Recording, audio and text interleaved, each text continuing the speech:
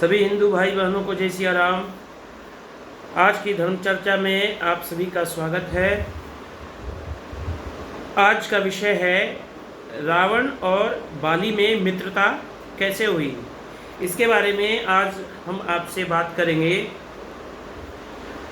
रावण सहस्त्रार्जुन के यहाँ से मुक्त होकर के अपने राज्य वापस आ गया, लेकिन एक बार बंदी बनाए जाने के बाद भी वह अपने हरकतों से बाज नहीं आया और वह किष्किंधा नगरी पर आक्रमण कर दिया, जहां पर बाली और सुग्रीव राज्य करते थे। पूरी वानर सेना वहां पर रहती थी। जब वह किष्किंधा नगरी में गया तो वहां पे उस समय बाली सूर्य आराधना करने के लिए समुद्र के पास गए हुए थे। जैसे ही उसके आने की बात बाली के सैनिकों को पता चलता है तो वे तत्काल उस स्थान पर जाते हैं और रावण से कहते हैं कि रावण, आप तो महापराक्रमी हैं, महावीर हैं, आपके आक्रमण का प्रतिकार करने की क्षमता हम सभी में से किसी में नहीं है। आप जैसा युद्ध चाहते हैं वैसा युद्ध आपसे बाली ही लड़ सकते हैं, और वे उस समय सूर्य आराधना के लिए गए हुए हैं। इसलिए आपको चाहिए कि आप उसी स्थान पर जाएं जहां पर बाली गए हुए हैं। अब बाली के पास जैसे ही रावण जाते हैं तो बाली हंसते हंसते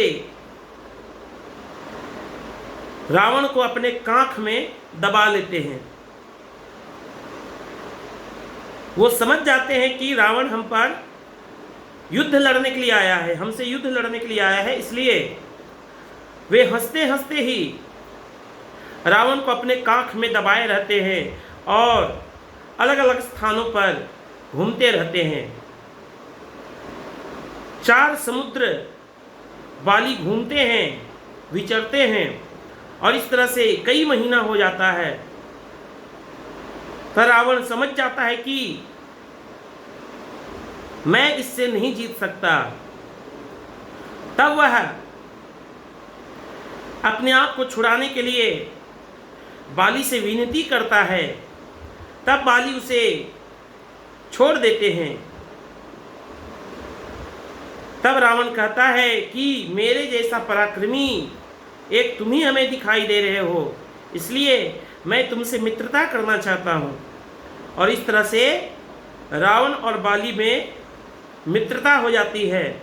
बाली रावण को अपने राज्य में ले आते हैं। इस तरह से कई महीना रावण बाली के राज्य किष्किंधा में रहता है और वहाँ पर भोग विलास को भोगता है।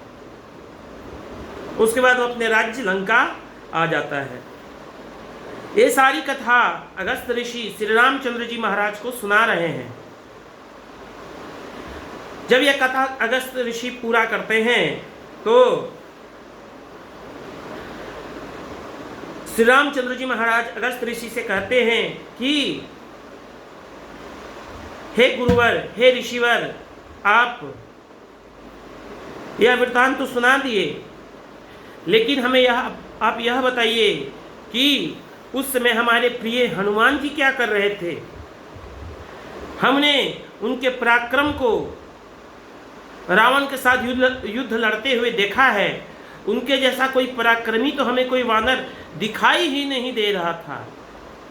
तो इतनी शक्ति होने के बाद भी उस समय हनुमान जी क्या कर रहे थे, एवं वे सुग्रीव की सहायता के लिए क्यों नहीं कुछ किए।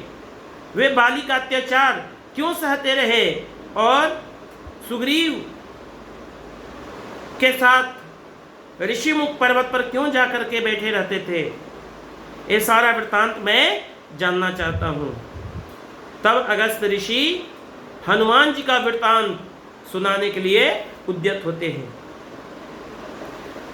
तो अगले दिन हम लोग हनुमान जी का पूरा वृत्तांत कथा, कैसे हनुमान जी का जन्म हुआ, किस स्थान पर जन्म हुआ, और हनुमान जी के सारे लीलाओं के बारे में आप सभी से अगले धर्म चर्चा में बात होगी। तब तक के लिए सभी भाइयों को जय सिया राम, हर हर महादेव।